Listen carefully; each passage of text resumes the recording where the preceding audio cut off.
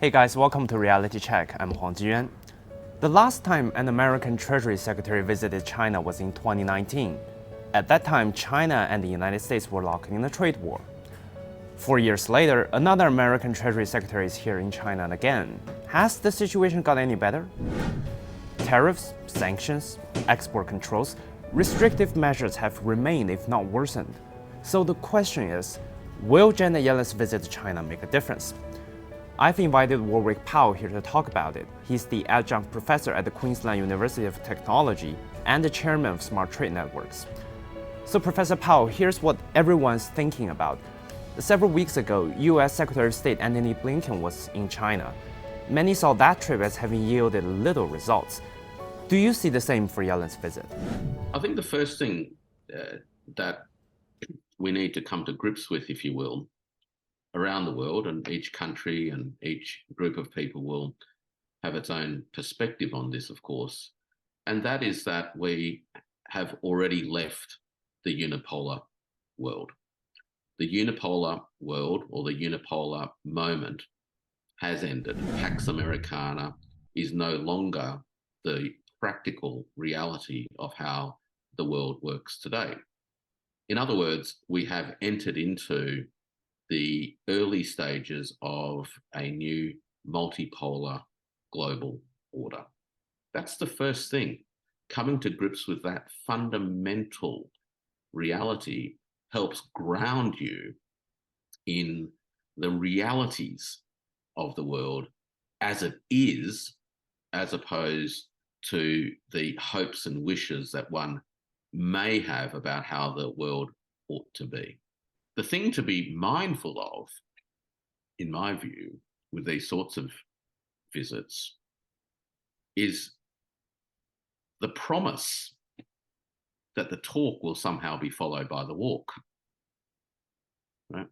And I think it is increasingly clear to people around the world, not just in China, but any observer from the global south and elsewhere, that the US in particular has developed a habit of speaking and saying one thing whilst doing another. So in the Chinese, we'd say, 说一套,做一套.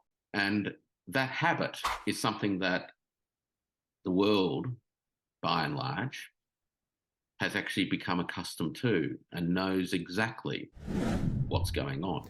And speaking of 说一套做一套, UK Ambassador to China Caroline Wilson made a statement about trust several days ago, and here's what she said. We are sorely lacking in trust at the moment. I wonder if everybody's familiar with the definition. I mean, the definition of trust is interesting. You know, it's about believing in people, believing that others are reliable, that they mean what they say, and that they are speaking the truth. We may not end up loving each other, and we have to accept we have some fundamental differences here. There are fundamental differences between our countries, our political systems, and indeed in some of our values.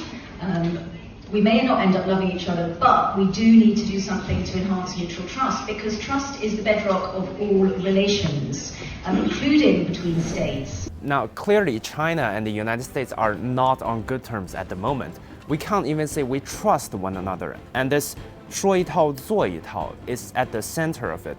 The Biden administration keeps on saying that it wants better relations with China, but it also keeps slapping all kinds of sanctions and restrictions on China as well. And there's the elephant in the room, no pun intended. We are looking at the 2024 presidential election. Republicans are announcing their runs one after another. So even if Yellen's visit gets positive results, shouldn't we be worried about the administration bowing under domestic political pressure and doing something that negates all the good that might come out of this? The common thing across the political spectrum is that the US has adversaries and China's actually the main game. The only difference is a tactical one. Do you deal with Ukraine and Russia first, or is that a distraction from China? That's it. So Biden has got pressures domestically, right, coming from all sides, whether it's coming from, you know, the sort of democratic challenges who aren't getting much air at the moment, but Kennedy and others, who are basically saying that the US should pull out of the Ukraine debacle and focus its energies on China. And then on the Republican side and the neocon side, you've got that mixture of attitudes as well. He's got no room to move if he's going to, if he's going to find a pathway, forward to November. And in fact, in this kind of febrile environment, in any bit of loose rhetoric that could be interpreted or spun as weakness and concessionary will be used against him. So the next 18 months or so is going to see, I think, a domestic environment in the US which drives the political establishment to increasingly hostile rhetoric at a minimum, and possibly a need to prove that you're not just talk, right? The fact that the administration got pressured into spending $400,000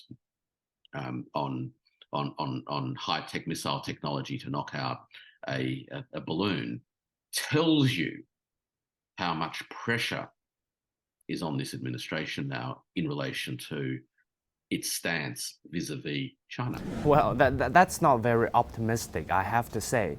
It doesn't bode well for the future. I think the fact of the matter is this.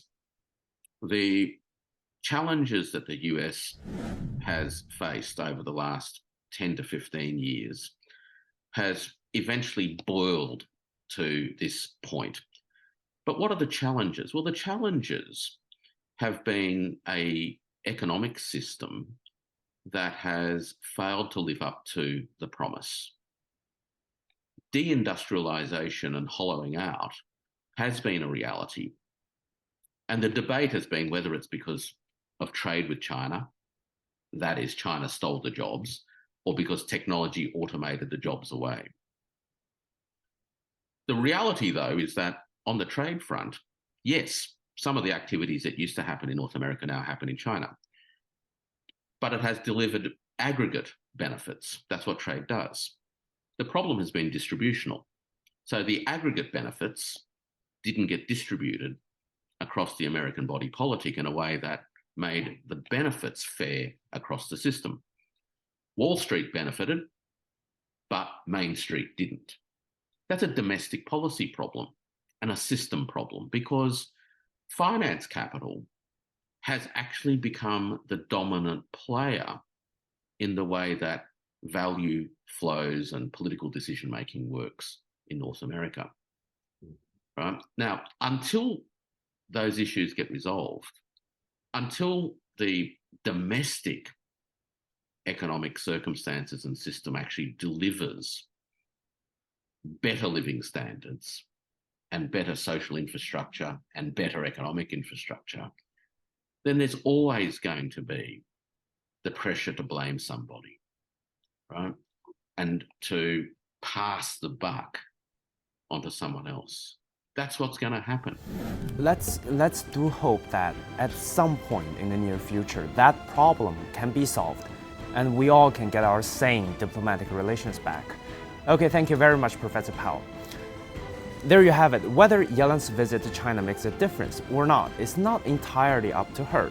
A mixture of deeply rooted systematic problems and present-day political pressure will shape the results of her visit in the long term.